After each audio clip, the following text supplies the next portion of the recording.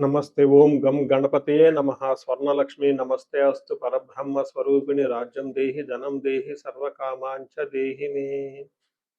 స్వర్ణలక్ష్మి అమ్మవారు ప్రతి ఒక్కళ్ళకి చక్కగా బ్రహ్మ జ్ఞానాన్ని ఇవ్వాలని, తద్వారా ప్రతి ఒక్కళ్ళు చక్కగా నవ్వుతూ హ్యాపీగా ప్రతి దాన్ని ఎంజాయ్ చేసే విధంగా ఉండాలని చెప్పేసి మనం అమ్మవారిని కోరుకుందాం. అంతేకాకుండా ప్రతి ఒక్కళ్ళకి చక్కగా రాజ్యం దేహి నాయకత్వ లక్షణాలని, ఒక అధికారాన్ని, పవర్‌ని, అథారిటీని అమ్మవారు ఇవ్వాలని, అలానే ధనం దేహి ప్రతి ఒక్కళ్ళకి విపరీతమైన ధనం ఇవ్వాలని, ఎక్కడుంటే అక్కడ ధనం ఉండాలని, ఆఫీసుల్లోనూ, బ్యాంకుల్లోనూ, ఇళ్లల్లోనూ ధనం శుభ్రంగా నింపుకొని ఉండాలని చెప్పేసి, అంతేకాకుండా సర్వకామార్థ సిద్ధి అనుకున్న పనులన్నీ అనుకున్న విధంగా అమ్మవారు ఇమ్మీడియట్‌గా నెరవేర్చే విధంగా మన అందరిని ఆశీర్వదించాలని, అందరూ చక్కగా ఉండాలని చెప్పేసి అమ్మవారికి నమస్కారం చేసుకుంటూ, దానికి ముందుగా గణపతిని మనకి జనాకర్షణ, ధనాకర్షణ శక్తిని ప్రతి ఒక్కళ్ళకి ఇవ్వాలని చెప్పేసి మనం కోరుకుందాం.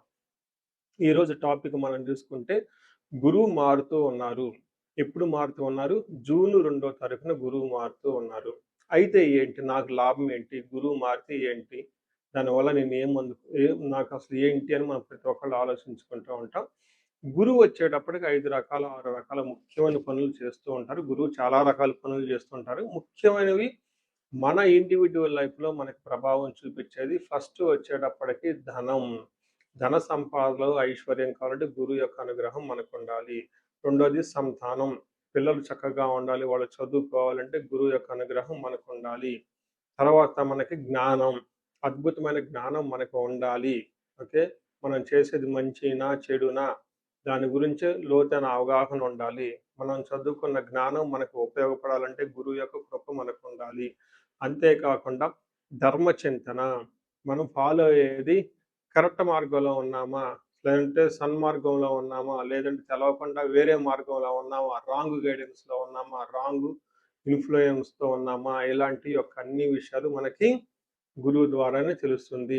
ధర్మచింతన అంటారు. అంతేకాకుండా దైవభక్తి, టీచింగ్ ఇలా రకరకాల విషయాల్లో బంగారం, జ్యువెలరీ మనకెలా ఉంటుంది? ఏంటి? ఇలా ముఖ్యమైన యొక్క అంశాలు ప్రతి ఒక్కళ్ళ జీవితంలో గురువు మారటం ద్వారా మనకు ప్రభావితం చేయబోతూ ఉంటుంది. ఇది అయితే ఈ గురువు మార్పులో ఇంకా 2, 3 ముఖ్యమైన ఇంపార్టెంట్ పాయింట్లు తెలుసుకోవాలి. ఫస్ట్ గురువు మిథున రాశిలో నుంచి కర్కాటక రాశిలోకి మారుతూ ఉన్నారు. ప్రతి సంవత్సరం గురువు ఒక్క రాశిలో తిరుగుతూ ఉంటారు, సంచారం చేస్తూ ఉంటారు. మిథున రాశి సక్సెస్‌ఫుల్‌గా 1 ఇయర్ అంతా కంప్లీట్ చేసుకొని ఇప్పుడు వాళ్ళు కర్కాటక రాశిలోకి వెళ్తున్నారు. అయితే కర్కాటక రాశిలోకి 12 సంవత్సరాల తర్వాత వచ్చి ఉన్నారు కాబట్టి ఈ యొక్క కర్కాటక రాశిలో గురు సంచారం చాలా ముఖ్యమైనది. ఎందుకంటే కర్కాటక రాశిలో గురువు ఉచ్చ స్థానంలో ఉన్నారు. మంచి చక్కగా ఈ సంవత్సరం అంతా పిల్లలు ఎవరు పుట్టినా కానీ వాళ్ళకి గురువు జాతకంలో ఉచ్చ స్థానంలో ఉండి మంచి యోగ్యతనిస్తూ ఉంటారని మనం చెప్పుకోవచ్చు. సో, ఈ ఈ యొక్క ఉచ్చ స్థానంలో ఉన్న గురువు సంపూర్ణమైన ఫలితాన్ని, చక్కటి ఫలితాన్ని ప్రతి ఒక్కళ్ళకి ఇస్తూ ఉంటారు. అయితే వాళ్ళ యొక్క ప్రభావం 12 మనుషుల మీద ఉంటుంది. ఈ మనుషులందరూ 12 రకాల రాసులుగా విభజించడం జరిగింది. కొన్ని రాసులకి చాలా వరకు రాసులకి అనుకూలంగాను, కొన్ని రాసులకు ప్రతికూలంగాను, కొన్ని రాసులకి సామాన్యంగాను ఉండే అవకాశం ఉంటుంది. ఇప్పుడు మనం గురువు ప్రతి ఒక్కళ్ళ రాసులకి మేష నుంచి మీన వరకు ఎలాంటి ఫలితాన్ని ఇస్తూ ఉంటారు? ఆ ఫలితాలను మనం ఎలా ఎంజాయ్ చేయొచ్చు? ఇన్ కేసు ఫలితాలు గనక సరిగ్గా వాళ్ళకి అనుభవంలోకి రాకపోతే ఏం చేయాలి? అలానే కొన్ని రాసులకి ఖచ్చితంగా ప్రతికూలమైన పరిస్థితులున్నాయి. ఎలాంటి ప్రతికూలమైన పరిస్థితులున్నాయి? వాటిని తప్పించుకోవడానికి మనం ఎలాంటి పరిహారాలు చేసుకోవాలి అనేది కూడాను 12 రాసుల వైస్‌గా ఆ రాశికి ఎలాంటి ప్రభావం ఉంటుంది? దానికి మనం ఎలాంటి పరిహారాలు చేస్తే చక్కగా ఉంటామో కూడా మనం ఈ వీడియోలో మనం చక్కగా తెలుసుకుందాం. నమస్తే. మనం వృషభ రాశి చూద్దాం. వృషభ రాశి యొక్క విశిష్టత చాలా ఇంపార్టెంట్ అండి. ఎందుకంటే 2025లో వృషభ రాశి వాళ్ళు మాకు తిరుగులేదు అన్నట్లు వాళ్ళు పట్టుకుంది బంగారం అన్నట్టు నడిచింది. దానికి ముఖ్య కారణము గురువు, శని 2 గ్రహాలు బాగా సపోర్ట్ ఇవ్వటం. అయితే ఇప్పుడు గురువు మిథున రాశిలో నుంచి కర్కాటక రాశిలోకి వెళ్ళటం, రెండో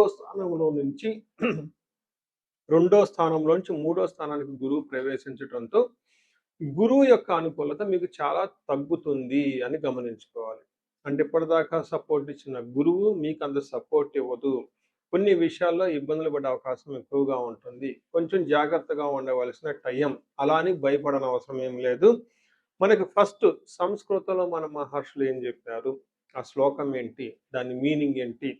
రియల్ టైమ్‌లో దాని యొక్క ఇంప్లికేషన్స్ ఎలా ఉంటాయో మనం చూద్దాం.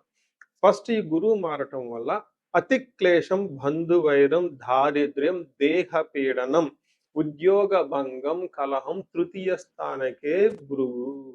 తృతీయ స్థానకే గురువు అని మనకు చెప్తూ ఉంటారు సంస్కృతంలో. దాని మీనింగ్ ఏందంటే ఫస్ట్ ఇది మనకి మీనింగ్ తెలుసుకుందాం. అతిక్లేశం కొంచెం విపరీతంగా శ్రమ పడవలసి ఉంటుంది. ఇంతకుముందులాగా స్మూత్‌గా మీకు గురువుకి సంబంధించిన ముందుగా చెప్పుకున్న విషయాల్లో స్మూత్‌గా ఉండదు. అతి క్లేశం. బంధువైరం, బంధువులతో గొడవ పడే అవకాశం ఎక్కువగా ఉంటుంది. అన్నదమ్ములు గానివ్వండి, భార్య తరపున బంధువులు కానివ్వండి, పుట్టింటి తరపున వాళ్ళు కానివ్వండి, బంధువులతో అనవసరమైన మనస్పర్ధలు వచ్చే అవకాశం ఎక్కువగా ఉంటుంది. దారిద్ర్యం అంటే మనకు గురువు ధనాన్ని ఫ్లోగా ఇస్తూ ఉంటాడు కాబట్టి ధన ప్రవాహం ఇంతకు ముందులాగా మీకు అనుకూలంగా ఉండదు. ధనానికి ఇబ్బంది పడుతూ ఉంటారు. దేహ పీడనం కొంచెం శారీరకంగా అలసట ఉండే అవకాశం ఎక్కువగా ఉంటుంది. ముఖ్యంగా బాగా గమనించుకోవాల్సింది ఏంటంటేనండి ఉద్యోగ భంగం. అంటే బంధువులతో గొడవలున్నా పర్లేదండి. ఓకే. ధనానికి ఇబ్బంది పడుతున్నా పర్లేదు. హెల్త్ ఏదో ఒక విధంగా జిమ్, ఫిట్‌నెస్ అన్నీ చేసుకుంటాం. ధనం ఇది ఇక్కడ చాలా ఇంపార్టెంట్. ఎందుకంటే మనం ఉద్యోగం అవన్నీ చక్కగా చేస్తూ ఉంటాం కాబట్టి ధనం రావాలన్నా ఉద్యోగం ఉండాలి. అందుకని ఎప్పుడైతే మనకు ఉద్యోగం బాగుంటుందో అందులో ధనం వస్తుంది. ధనం ద్వారా మనకు అన్నీ తెచ్చుకునే అవకాశం ఉంటుంది. అయితే ఇక్కడ మీకు ఉద్యోగంలో భంగం అంటే ఉద్యోగం పోతుందని కాదండి. ఉద్యోగంలో సమ్ డిస్టర్బెన్స్ ఉంటుందని గమనించుకోవాలి. ఏ విధంగా చికాకులుండొచ్చు, తగువులుండొచ్చు. తర్వాత మీకు మీ బాస్‌కి సరైన అవగాహన ఉండకపోవచ్చు.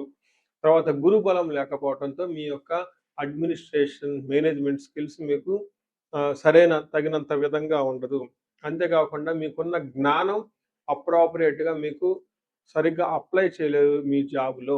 పర్టిక్యులర్‌గా సాఫ్ట్‌వేర్ కానివ్వండి, టీచింగ్ ఫీల్డ్‌లో ఉన్న వాళ్ళకి వాళ్ళ యొక్క జ్ఞానాన్ని మేనేజ్‌మెంట్ పొజిషన్‌లో ఉన్నవాళ్ళు, నాయకత్వ లక్షణాలు కలిగి ఉన్న వాళ్ళకి మీ యొక్క అప్రాపరియేట్ డెసిషన్స్ వీక్‌గా తీసుకోవటంతోటి ఇబ్బందులు పడే అవకాశం ఉంటుందని గమనించుకోవాలి. అయితే గురువు కొన్ని విషయాల్లో మీకు చాలా మంచి కూడా చేస్తున్నారు. అవి ఒకటి పెళ్లి కాని వాళ్ళకి పెళ్ళయ్యే అవకాశం ఉంటుంది. తీర్థయాత్రలు ఎక్కువగా తిరిగే అవకాశం ఎక్కువగా ఉంటుంది. మనీ ఫ్లో అంటే ఏదైనా గనక పని చేస్తే దానికి రావాల్సిన ప్రతిఫలం మీకు చక్కగా వచ్చే అవకాశం ఉంటుంది. ఎంతైతే ఎక్స్‌పెక్ట్ చేసుకుంటారో అంత ఫలితం వచ్చే అవకాశం ఉంటుంది. మనకేం చెప్తారంటే పురాణంలో ఒక స్టోరీ ఉంటుంది. దుర్యోధనుడు మూడవ స్థానంలో తన జన్మరాశి నుంచి మూడవ స్థానంలో గురువు ప్రవేశించిన టైంలోనే తన రాజ్యాన్ని కోల్పోయారు. తను అప్పటిదాకా సూపర్. నేనే సూపర్ అనుకోని రాజ్యాన్ని పరిపాలన చేసిన వ్యక్తి రాజ్యాన్ని కోల్పోవలసి వచ్చింది. ఇది మనకు ఒక అవగాహన గురించి చెప్తూ ఉంటారు. ఈ పురాణంలో ఉన్న ఒక కథ. అయితే అందరికి అలా జరుగుతుందని కాదండి. మీ యొక్క ఇండివిడ్యువల్ జాతకంలో కూడా జాతకాన్ని చూసుకోవాల్సి ఉంటుంది. మీకు దశలు, భుక్తులు కరెక్ట్‌గా ఉంటే ఈ ప్రభావం అంత ఎక్కువగా ఉండదు. ఇన్ కేస్ మీ ఇండివిడ్యువల్ జాతకంలో దశ, భుక్తులు లేదంటే వేరే ఏమైనా గ్రహ దోషాలుంటే ఈ టైంలో మీరు ఇబ్బందులు ఎక్కువ పడుతుంటారని గమనించుకోవాలి. సో, చూశారు గదా!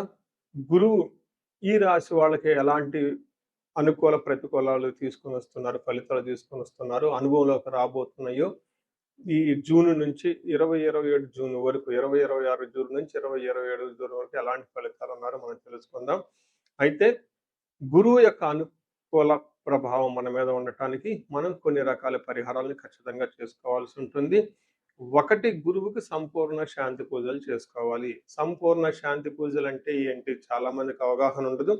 గురు గ్రహానికి మన శాస్త్రాల్లో, గ్రంథాల్లో ఏదైనా గనక ఒక గ్రహం మనకి సరిగా అనుకూలించకపోతే ఆ గుర ఆహ్, ఆ యొక్క గ్రహం యొక్క ఆహ్, మనం ప్రతికూల పరిస్థితుల నుంచి అనుకూలంగా మార్చుకునే ప్రక్రియ ఉంటుంది. దీనికి పరిహారాలంటారు.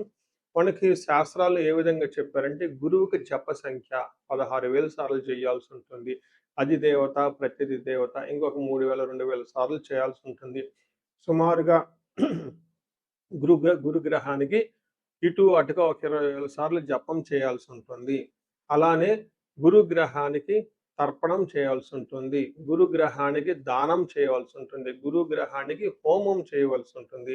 ఇలా ఈ 4 రకాల ప్రక్రియలను ఎవరైతే చేస్తారో గురుగ్రహ సంపూర్ణ శాంతి పూజలు అంటారు.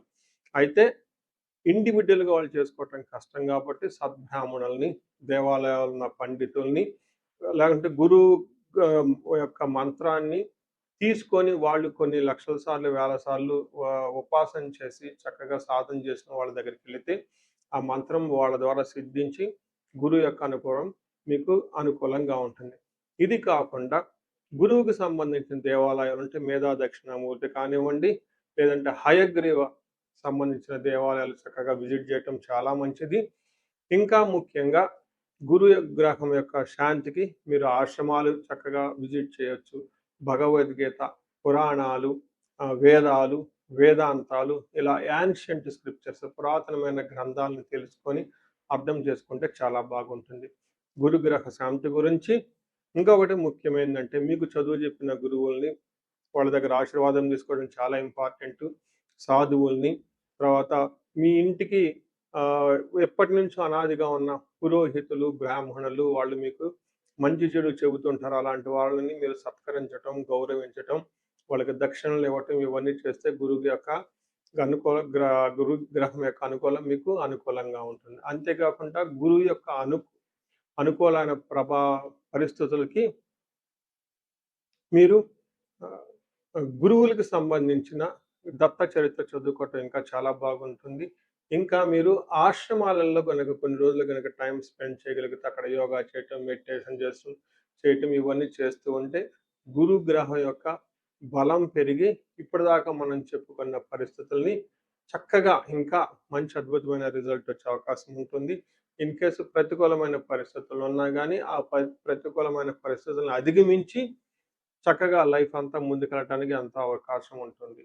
ఈ సంవత్సరం ఈ గురువు యొక్క కర్కాటక రాశిలో ఉన్నంత వరకు 12 రాశుల వారికి చక్కగా అష్టైశ్వర్యాలు కలగాలని, భోగభాగ్యాలు కలగాలని చెప్పేసి, చక్కగా ఉండాలని చెప్పేసి నేను కోరుకుంటున్నాను. నమస్తే.